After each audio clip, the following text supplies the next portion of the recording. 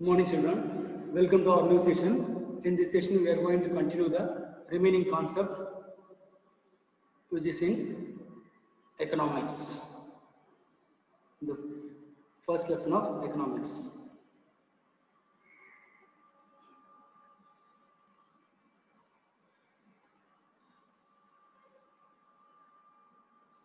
So, in the last few videos, we discussed in the first video of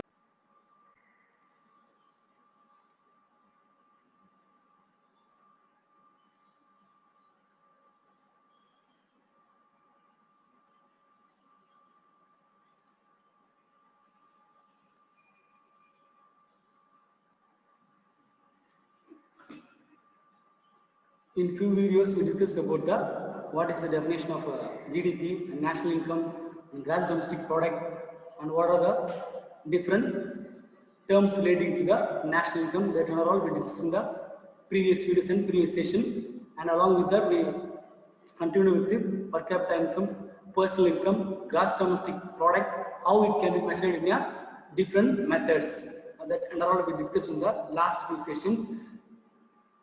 In this session, we are going to discuss about the composition of gross domestic product. Composition of gross domestic product means composition of including or combination of gross domestic product. எதெல்லாம் சேர்ந்தது அப்படின்னு பார்த்தீங்கன்னா primary sector, secondary sector, tertiary sector. Primary செக்டார்னா agriculture செக்டார்னு சொல்லுவாங்க, secondary செக்டர்னா industrial செக்டர்னு சொல்லுவாங்க, tertiary செக்டர்னா service செக்டர்னு சொல்லுவாங்க. இந்த மூணு செக்டருடைய கான்ட்ரிபியூஷன் தான் நம்ம வச்சு தான் ஜிடிபியை நம்ம கால்குலேட் பண்ணுறோம் அப்படின்னு சொல்கிறாங்க. அது எப்படி கால்குலேட் பண்ணுறாங்க, என்னெல்லாம் இந்த மூணு செக்டர்ஸ் கான்ட்ரிபியூஷன் பண்ணுறாங்க ஜிடிபிக்கு, நாட்டோடைய வளர்ச்சி அப்படின்னு நம்ம பார்ப்போம். இந்த வீடியோ ஃபுல்லாக நம்ம அதை தான் பார்க்க போகிறோம். So will state and move into the composition of GDP or gross domestic product. We will see composition of gross domestic product. So in India we have three sectors that are divided into three: primary sector, secondary sector, tertiary sector.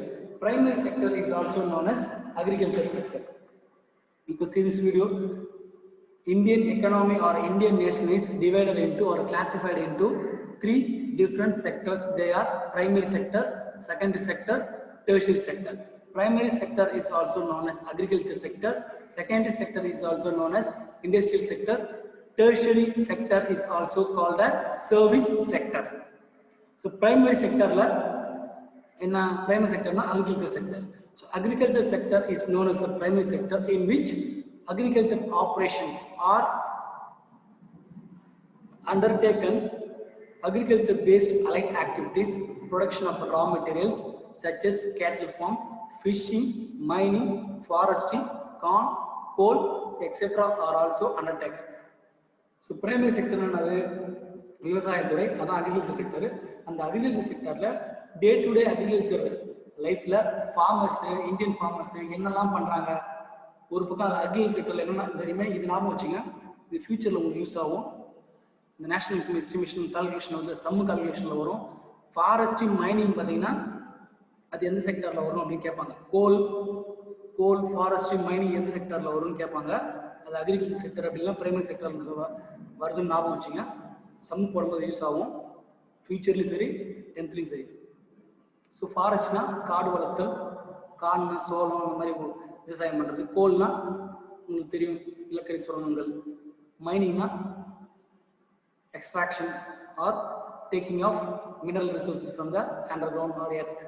So நிலக்கரி சுரங்கங்கள்ல இருந்து மைன் சுரங்கங்கள் இருக்குல்ல, அதுதான் வந்து mining சொல்லுவாங்க.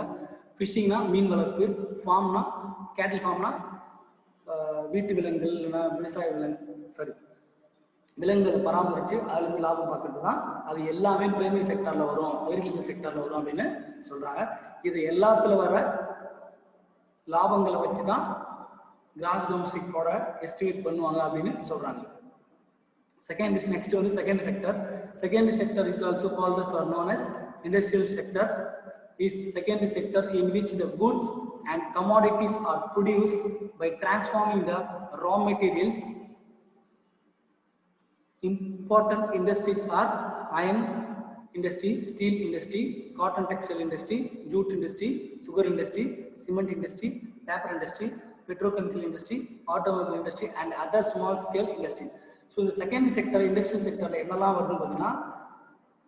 secondary sector, industrial sector, in which goods and commodities வந்து எந்த ஒரு அவுட்புட்டோ எந்த ஒரு பொருளை உற்பத்தி பண்ணி வெளியே வருதோ ரா மெட்டீரியலை யூஸ் பண்ணி இந்த ரா மெட்டீரியலாக இருக்க ஒரு ஃபைனல் அவுட்புட்டோ ஃபைனல் ப்ராடக்டோ இப்போ ஒரு கிளாத் மேனுஃபேக்சரிங் இண்டஸ்ட்ரி வச்சுக்கலாம், காட்டனாக ரா மெட்டீரியல் யூஸ் பண்ணுறாங்க. காட்டனை எடுத்து அவங்ககிட்ட கொடுத்தா என்ன பண்ணுவாங்க, த்ரெட்டாக கனெக்ட் பண்ணி அதுக்கப்புறம் ஒரு டிசைன் போட்டு ட்ரெஸ்ஸாக மாற்றி கலரைலாம் பண்ணி அந்த மாதிரி ஃபைனலாக வெளியே வரலாம். அந்த ஒர்க்கு தான் வந்து இண்டஸ்ட்ரியல் செக்டர், செகண்டரி செக்டரோட ஒர்க்குன்றாங்க. அது எக்ஸாம்பிள்ஸ் என்னெல்லாம் பார்த்தீங்கன்னா அயன் அண்ட் ஸ்டீல் இண்டஸ்ட்ரி, அவங்க ராவாக ஒரு அயன் கிடைக்கும், அது டிஃப்ரெண்ட் ஷேப் நமக்கு தேவை மாதிரி லெங்க்த்து ஷார்ட் சைஸை அயனையும் ஸ்டீலுக்கு கன்வெர்ட் பண்ணுவாங்க நமக்கு ஏற்ற மாதிரி. காட்டன் டெக்ஸ்டைல் இண்டஸ்ட்ரி அதே மாதிரி நம்ம கிளாத் வெறும் காட்டன் கொடுத்தா டிஃப்ரெண்ட் கிளாத் மெட்டீரியல்ஸை கன்வெர்ட் பண்ணி கொடுப்பாங்க. ஜூட் அதே மாதிரி தான், சணல், ஜூட்னா சணல், நம்ம வெறும் ரா ஜூட்டாக கொடுத்தா அவங்க நமக்கு ஏற்ற மாதிரி கன்வீனியன்ட்டாக ஜூட் பேக்ஸை கன்வெர்ட் பண்ணி கொடுப்பாங்க. சுகர், சர்க்கரை, சிமெண்ட்டு, பேப்பர் வந்து as you all know paper, petrochemical, chemical industries, ஆட்டோமொபைல்லாம் இரு சக்கர, நான்கு சக்கர வாகனங்கள், and other small scale industries. These are all will come under the secondary sector. The last sector is tertiary sector, is known as service sector. Service sector என்னெல்லாம் வரும் பார்த்தீங்கன்னா government services, banking services, education, entertainment, health, postal, trade, scientific research, என்னெல்லாம் நம்மளால் தொட்டு உணர முடியாமல் என்ன நம்ம சர்வீஸ் நம்ம என்ஜாய் பண்ணுறோமோ டே டு டே லைஃப்பில், அது எல்லாமே வந்து டெர்ஷரி செக்டர் அப்படின்னா சர்வீஸ் செக்டரில் வரும். கவர்மெண்ட் பண்ணுற சர்வீசஸும் அதில் ஆட் ஆகும். அதேமாதிரி சில சயின்டிஃபிக் ரிசர்ச்சஸ், நம்மளால் ஒரு சில மெடிசின்ஸ் எதாவது கண்டுபிடிச்சோன்னா நம்ம அதை என்ஜாய் பண்ணுவோம். பட் அதெல்லாம் நம்ம யார் கண்டுபிடி என்ன பண்ணுறாங்க எப்படி தெரியாது, பட் வில் என்ஜாய் தட். அவங்களுடைய அறிவு சம்பந்தப்பட்ட விஷயங்கள் அதை நம்மளால் டச் பண்ணி உணர முடியாது, but we will enjoy that. That is known as scientific research. சில அறிவியல் ரீதியாக ஆராய்ச்சி மூலமாக வெளியே வர விஷயங்கள் அதையும் நம்மளுக்கு நம்ம வந்து சேர்ந்தடையும், நமக்கு தெரிஞ்சு வந்து சேர்ந்தடையும், சில விஷயங்களுக்கு நமக்கு தெரியாமல் வந்து சேர்ந்தடையும். That is known as service. அப்புறம் பேங்கிங் போனால் பணம் போடுறது, பணம் எடுத்து அவங்க நம்ம பேங்க் அக்கௌண்ட் மெயின்டைன் பண்ணுறாங்க, தட் இஸ் பேங்கிங் சர்வீஸ். எஜுகேஷனில் டீச்சர்ஸோட சர்வீஸ், காலேஜ் ப்ரொஃபஸர் சர்வீஸ், அது எல்லாமே. Postal and telegraph, postal letters கொடுக்குறது, டெலிகிராஃப்ஸ், இது எல்லாமே வந்து. அப்புறம் சினிமா, அப்புறம் health care and information technology services, இது எல்லாமே பார்த்தீங்கன்னா டெர்ஷரி செக்டரில் வரும்.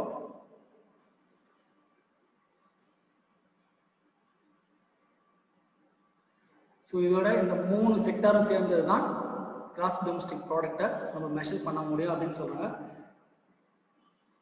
அடுத்து நம்ம வேற கான்செப்ட் போகிறோம். So next concept is contribution of different sectors in GDP of India.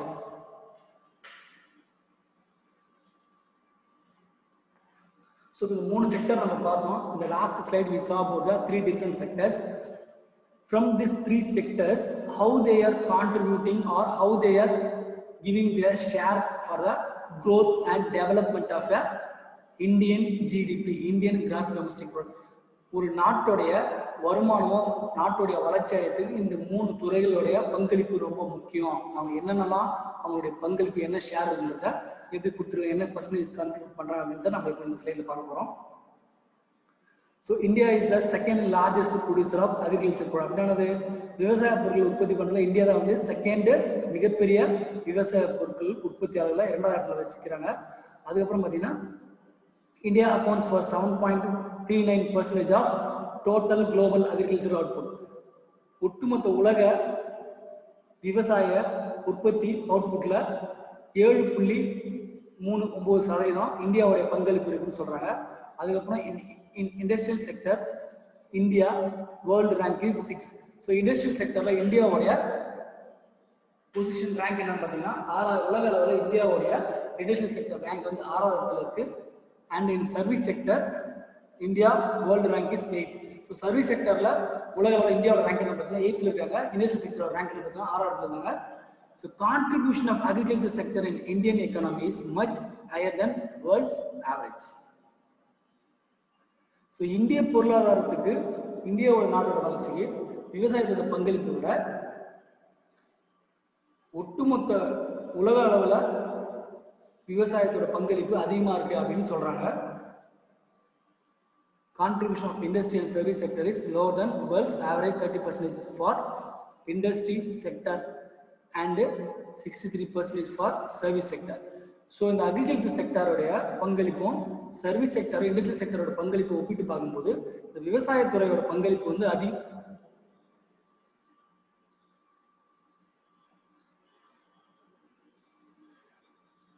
So உலக அளவில் விவசாயத்துறையோட பங்களிப்பு பார்க்கும்போது இந்தியாவில் இருந்து விவசாயத்துறையோட பங்களிப்பு வந்து நிறையா இருக்கு.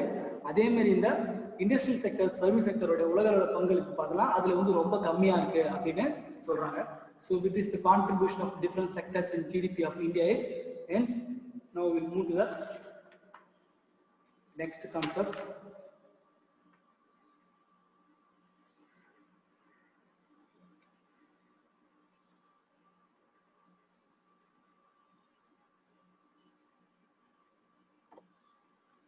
That is difference between economic growth and economic development. So க்ரோத்துக்கும் டெவலப்மெண்ட்டுக்கும் என்ன வித்தியாசன்றது தான் நம்ம இந்த வீடியோவில் பார்க்க போகிறோம், இந்த ஸ்லைடில் பார்க்க போகிறோம். So what is growth, what is development? So definition first, definition of growth. So க்ரோத்ன்றது வளர்றது, டெவலப்மெண்ட்ன்றது இருக்கிற சுற்றுச்சூழலை அழிக்காமல் எதிர்காலத்தில் வர சந்ததிகளுக்கு அவங்களுக்கு தேவையான ரிசோர்ஸஸ் சம்மந்தப்பட்ட எல்லா பொருட்களையும் வச்சுட்டு இப்போ கைவசம் இருக்கிறதுல பயன்படுத்தி நம்ம எந்த அளவுக்கு மேலே வரன்றது தான் development. So definition, it is a positive quantitative change in the output of an economy in a particular time period. So economic growth is nothing but a positive and quantitative, only the quantitative, they are not measuring the qualitative items. So the economic growth or growth is nothing but it is considering or it is taking only the account of quantitative output, not the qualitative.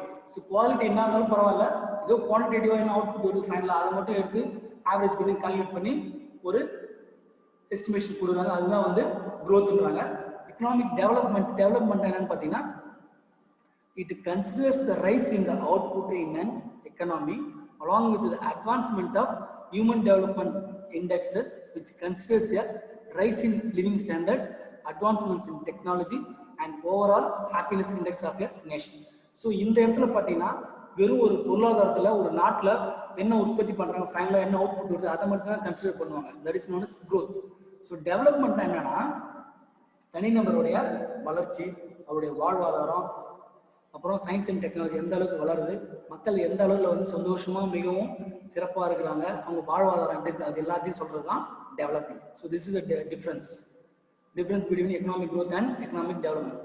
So concept என்னன்னு பார்த்தீங்கன்னா economic க்ரோத்ன்றது nationwide, it's a narrower concept, ரொம்ப குறுகிய concept. வெறும் output என்ன, அது quantity குவாலிட்டியாக இதா நல்லா இருக்கா அதெல்லாம் பார்க்க மாட்டாங்க. It's just a நேரோவர் concept.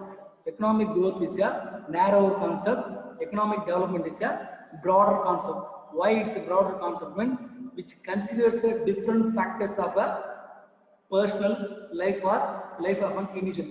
தனிநபருடைய வாழ்க்கையில் என்னெல்லாம் வளர்ச்சி அடைகிறாங்க, எந்த அளவுக்கு முன்னேறாங்க, அவங்களுடைய அறிவு சம்பந்தப்பட்ட விஷயங்கள், தனிநபருடைய வளர்ச்சி, அவங்க எந்த அளவுக்கு சந்தோஷமான எல்லாத்தையும் ஆராய்ச்சி பண்ணி ஒரு வளர்ச்சியை காமிக்கிறது தான் டெவலப்மெண்ட். க்ரோத்ன்றது ஒன்றுமே கிடையாது, ஜஸ்ட் என்ன ஃபைனல் அவுட்புட் வருதோ அது மட்டும்தான். That is known as economic growth. குவாலிட்டியாக இருக்கா, நல்லா இல்லையா, அதுவும் இப்போ பேரண்ட்ஸ் பார்த்தீங்கன்னா பசங்களை அவ்வளோ கேரிங்காக பார்த்துப்பாங்க, அதெல்லாம் வந்து க்ரோத்தில் ஆட் ஆகாது. பட் எக்கனாமிக் டெவலப்மெண்ட்டில் அதெல்லாம் கொஞ்சம் வரும். அதான் வந்து standard of life, happiness index அதெல்லாம் ஆட் ஆகிடும். ஸோ நெக்ஸ்ட் என்ன பார்த்தீங்கன்னா nature of approach. Economic growth எப்படி அப்ரோச் பண்ணுவோம்னா இட்ஸ் வெரி குவான்டிடேட்டிவ் நேச்சர். என்ன அவுட்புட் வெறும் நம்பர்ஸ் மட்டும் தான் அவங்க கன்சிடர் பண்ணுவாங்க. தரமா இருக்கா, தரமா இல்லையா, நல்லா இருக்கானா, சாப்பிட்டானா சாப்பிடலையா, they don't bother about any other things, any other factors. They only consider the quantitative items or quantity. So when it comes to the economic development, they consider mainly the qualitative of the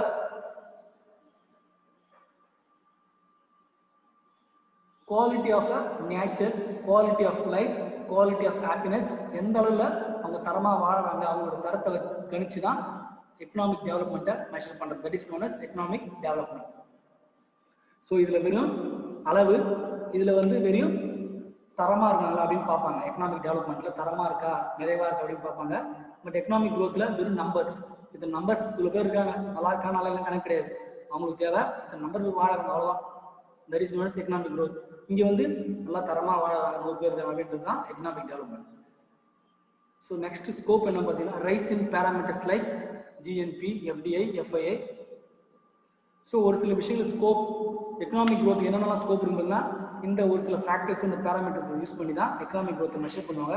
அதெல்லாம் நம்ம முன்னாடியே பார்த்துருக்கோம்.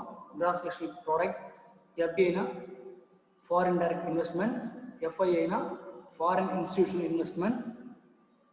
Economic development என்ன பார்த்தீங்கன்னா, தனிநபருடைய எத்தனை வருஷம் உயிர் வாழ்றாங்க, எத்தனை குழந்தைகள் பிறந்த உடனே உயிராக இருக்குது, எவ்வளோ நாள் உயிராக இருக்குது, எத்தனை வருஷம் உயிராக இருக்குது, அப்புறம் பிறந்த குழந்தைக்கு அப்புறம் ஒரு 10 வயசு 5 வயசு ஆனதுக்கப்புறம் அவங்களுடைய எஜுகேஷன்லாம் எப்படி கிடைக்குது. இன்ஃபேன்ட் மாடல் ரேட்னா குழந்தை இறப்பு விகிதம். பாவர்ட்டி ரேட்னா பஞ்சம் பசியில் எத்தனை பேர் இறந்து போகிறாங்க அப்படின்றது தான் பாவர்ட்டி ரேட். லைஃப் எக்ஸ்பெக்டன்சி ரேட்னா ஒரு தனிநபர் பிறந்ததுக்கு அப்புறம் எத்தனை வருஷம் உயிர் வாழறது தான் life expectancy rate. Infant improvement literacy ரேட்னா ஒரு குழந்தை பிறந்து இம்ப்ரூவ்மெண்ட் இன் லிட்ரஸி ரேட்னா இப்போ ஒரு குறிப்பிட்ட வயசுலையும் கவர்மெண்ட் வந்து எஜுகேஷன் கொடுக்கணும்னு ரூல் இருக்குது. அது மட்டும் இல்லாமல் அதில் வந்து எந்த அளவுக்கு முன்னேற்றம் இருக்குது, எவ்வளோ students year by year improvement ஆகிட்டே இருக்குது, அதுதான் வந்து improvement in literacy rate. Term or டென்யூர்னா எத்தனை வருஷத்துக்கு ஒரு தடவை இதை மெஷர் பண்ணுவாங்க. இது வந்து லாங் டேர்ம் இன் நேச்சர். இது வந்து ஷார்ட் டேர்ம். இது வந்து ஒரு வருஷத்தில் மெஷர் பண்ணி எஸ்டிமேட் பண்ணுறது. இது வந்து ரொம்ப நாள் டைம் எடுக்கும். It's long term in nature, this is short term in nature.